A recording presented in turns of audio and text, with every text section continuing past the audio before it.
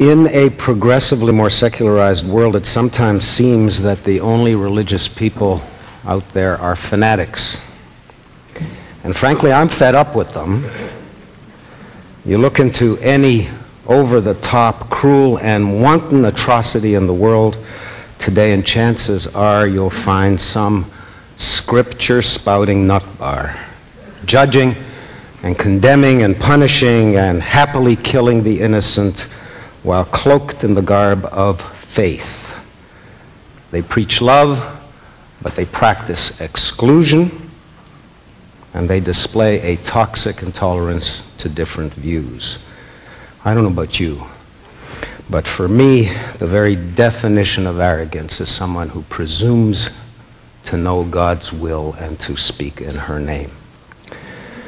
So, our next speaker, Sam Harris, thinks it's time to address the role that religion plays in perpetuating human conflict. Sam? Thank you, Robert.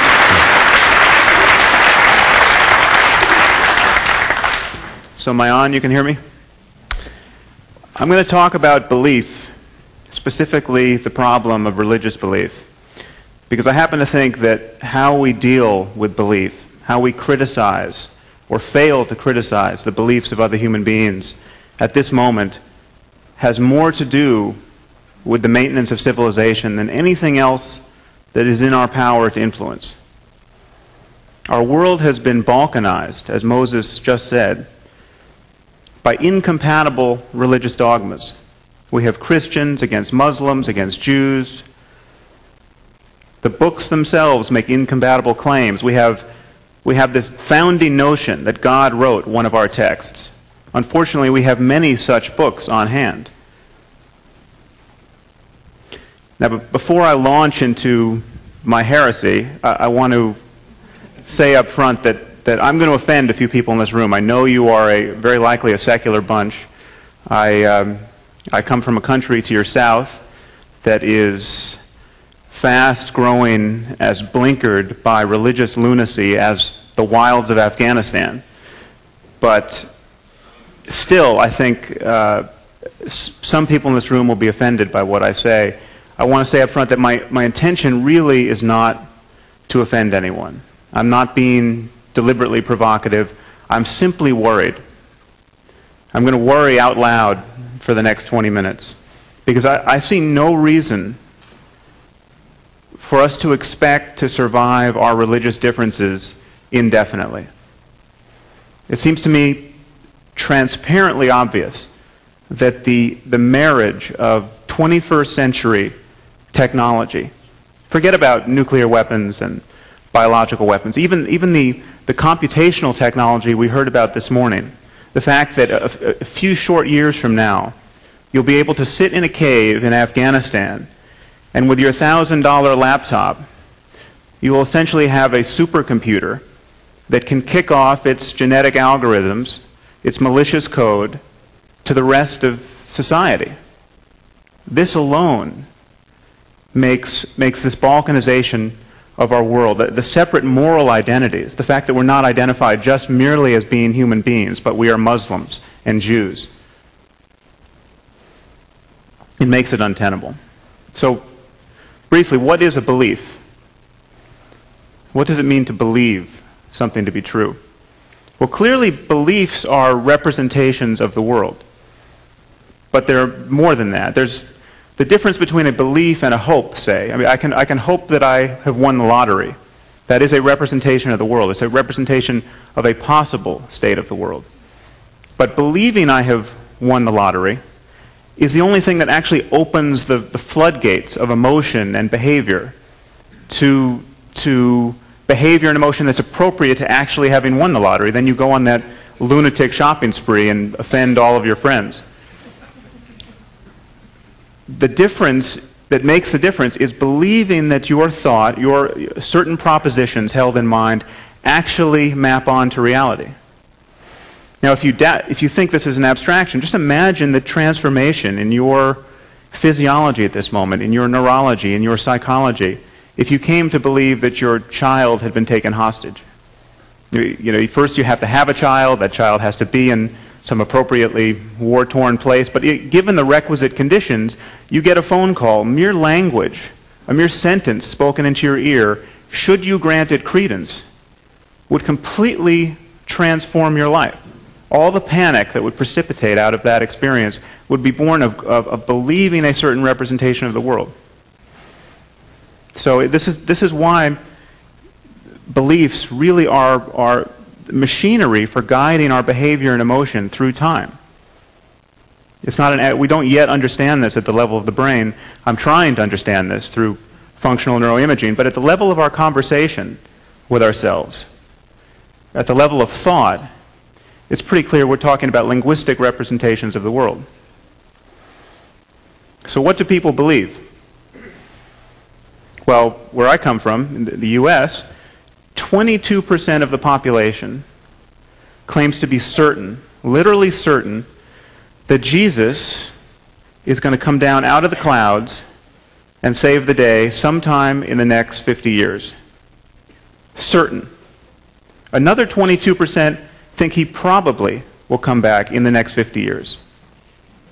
This is 44% of the electorate. These people not only elect our congressmen and presidents, they get elected as congressmen and presidents. This should be terrifying to all of us. I mean, this belief obviously does not exist in isolation. It's not an accident that 44% of Americans also want creationism taught in the schools and evolution no longer taught. See, actually 62% of Americans want creationism taught in the schools, but 44% want it taught exclusively. I mean, we're building a civilization of ignorance. 44% of Americans also believe that the creator of the universe literally promised the land of Israel to the Jews in his role as an omniscient real estate broker.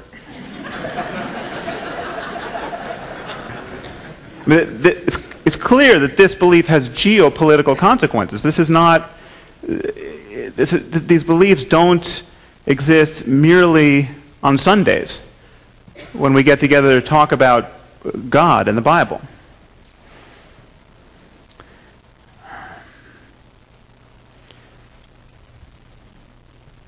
Take another belief that seemingly would have very minor consequences. Consider the Catholic belief that condom use is sinful. Okay, now this is obviously, from my point of view, obviously a total falsification of morality. I mean, this is one thing that religious dogma does is it separates questions of morality from questions of real suffering, human suffering, animal suffering. Here we have no discernible suffering at all, and yet we're told it's a moral proposition that condom use is ethically problematic. What are the possible consequences here? Well, we have millions of people every year dying of AIDS in sub-Saharan Africa alone. And you have, quite literally, Catholic ministers preaching the sinfulness of condom use in villages where the only information about condom use is the representation of the ministry. It seems to me that we should not, the time for respecting religious beliefs of this sort is long past. You take another effect of religious dogmatism in my own country. We have college-educated politicians resisting stem cell research, certainly impeding its progress, not funding it, putting up one roadblock after another. Probably one of the most promising lines of research in biology to generate medical therapies is being impeded by this medieval notion that the soul enters the zygote at the moment of conception, and therefore blastocysts in a petri dish, literally undifferentiated clumps of cells, have to be given the same kind of moral concern, have the same interests, have the same...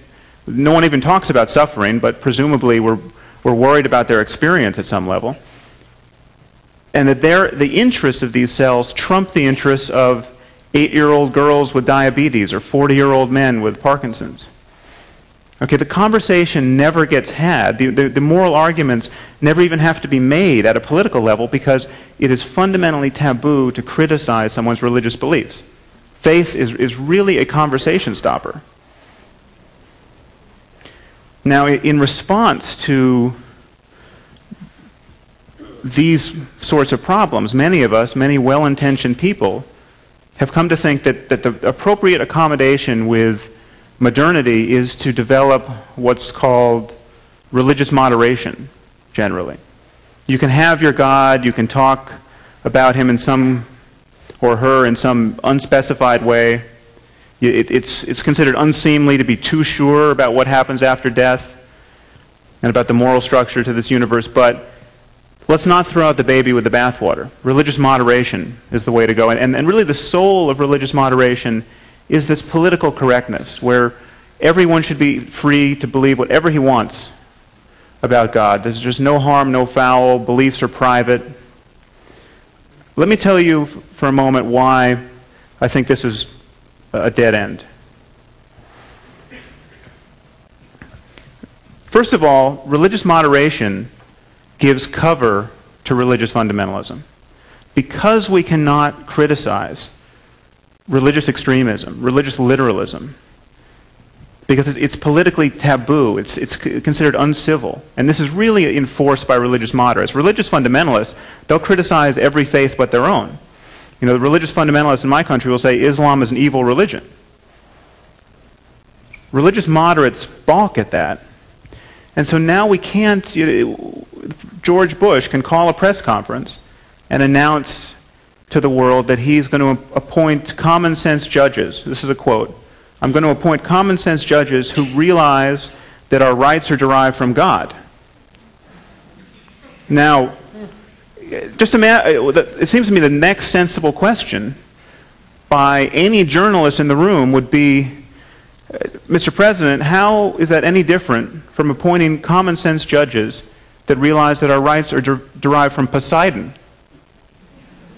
I mean, it's not like someone in the 3rd century actually figured out that the biblical God exists, but Poseidon doesn't. You know, this is not data that we have.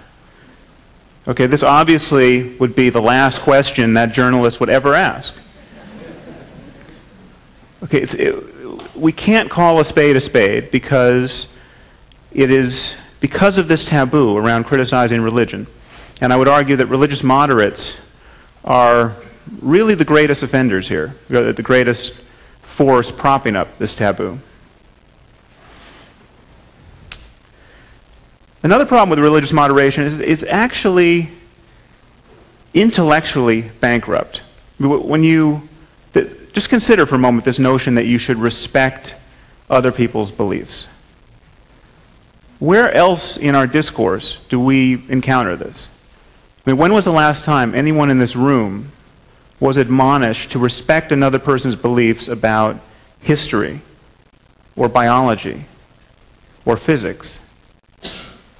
We do not respect people's beliefs. We evaluate their reasons. If my reasons are good enough for believing what I believe, you will helplessly believe what I believe. I will give you my reasons, and reasons are contagious. That is what it is to be a rational human being. Respecting another person's beliefs never enters into it.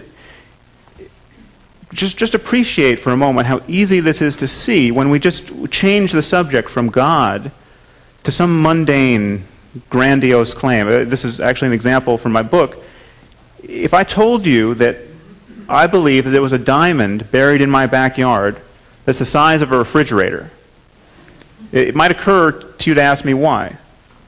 If in response I gave the kinds of answers you hear from religious moderates, the answers that describe the good effects of this, of believing as I do. So I said things like, well, this belief actually gives my life a lot of meaning. Or, I wouldn't want to live in a universe where there wasn't a diamond buried in my backyard that's the size of a refrigerator. I mean, it's pretty clear that responses of this sort are deeply inadequate. They're worse than that. They are the responses of a lunatic or an idiot. I mean, by responding in that way, I would have disqualified myself for any position of responsibility in a first world society. Except you change the subject to religion, to the moral demands of an invisible superintelligence, to what happens after death, and all bets are off. Then you can say anything you want. Another problem with religious moderation is that it's not only intellectually bankrupt, it is theologically bankrupt. Because the fundamentalists have actually read the books, and they're right about them. These books are every bit as intolerant, every bit as divisive as the Osama bin Ladens of the world or the Jerry Falwells of the world suggest. And I'm not necessarily equating the two of them in moral terms. But there is these. Once we dignify the claim that the Bible or the Quran, conspicuously, is a book that is a communication that is fundamentally different from any other book, be it the plays of Shakespeare or the Iliad. These books are not literature. They are the best books we have in moral terms. Once we dignify those claims, we are really hostage to their contents. I mean, the creator of the universe does hate homosexuals. If you read the Bible, at the very least, homosexual men, gay sex, is an abomination. It is spelled out in Leviticus. This edict is ramified in Romans. It's not. Many Christians imagine that the New Testament fundamentally repudiates all the barbarism that's found in the Old Testament in books like Leviticus and Deuteronomy and 2 Samuel and Exodus. That's not true. You can take Jesus in half his moods and get some really beautiful ethical precepts like the Golden Rule. But Jesus also said things like in Luke 19, anyone who doesn't want me to reign over him, bring him before me and slay him before me. Okay? I guarantee you that the inquisitors of the Middle Ages, who were burning heretics alive for 5 solid centuries, they had read the whole New Testament. They had read the Sermon on the Mount. They found some way to square their behavior with the ministry of Jesus. It's not an accident that the great lights of the church, people like St. Thomas Aquinas and St. Augustine, people who are still taught to every freshman in every great book seminar, certainly in my country. In Aquinas' case, he thought heretics should be killed outright. In Augustine's case, he thought they should be tortured. Augustine's argument for the use of torture actually laid the foundations for the Inquisition.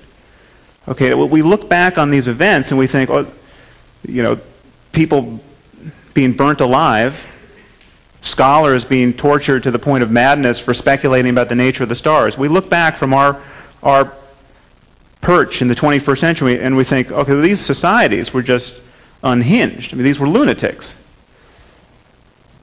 It's not true. This was totally reasonable behavior given what was believed. Heresy, just think about it. If there's something that your neighbor can say to your child that is so spiritually wayward that it could put your child's future in jeopardy for eternity, okay, that is much worse than the child molester living next door. We're talking about an eternity of suffering because your child has learned to call God by the right name or think there is no God. Okay, so the stakes really are enormously high. And another problem with moderation, incidentally, is moderates, and certainly secularists, tend to be blinded by their own moderation. It's very difficult for moderates to actually believe that people believe this stuff. It's difficult for a moderate, when you see on the news broadcast, you see the jihadist looking into the video camera saying things like, "We love death more than the infidel loves life." And then he blows himself up. Religious moderates, not fundamentalists, religious moderates tend to think, well, no, that really wasn't why he blew himself up.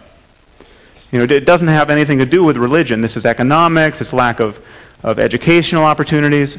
I don't know how many more engineers and architects have to hit the wall at 400 miles an hour for us to realize this is not simply a matter of education. The truth of our circumstance is quite a bit more sinister than that. It is actually possible to be so well educated that you can build a nuclear bomb and still believe that you're going to get the 72 virgins. That's how balkanized our discourse is, and that's how easily partitioned the human mind is. I mean, I can tell you, there's no place in the curriculum of becoming a scientist where they tell you, you know, this is bullshit. You stop believing it. So to wrap up, I see my time has dwindled mercilessly. I just want to say that whatever is true spiritually and ethically about our circumstance, there are no doubt there are spiritual truths. There are spiritual experiences human beings can have. And there are ethical truths. Whatever is true about that has to transcend culture. It has to transcend our cultural differences. There's a reason why we don't talk about Christian physics and Muslim mathematics. Because these truths actually, an experiment run here and in Baghdad actually works both places if it's teasing out something fundamental about the nature of the universe. That is true ethically, that is true spiritually. And the only thing that guarantees that our human conversation is open-ended is a willingness for us to have our beliefs about reality updated and revised by conversation. Because when the stakes are high, we have a choice between conversation and violence, both at the level of individuals and at the level of societies. So my pitch to you is really that the end game for civilization is not political correctness and tolerating all manner of absurdity. It is reason and reasonableness and an openness to evidence. Thank you very much.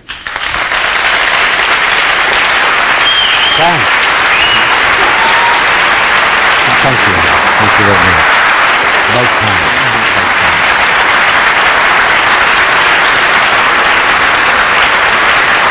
Yes. Yes.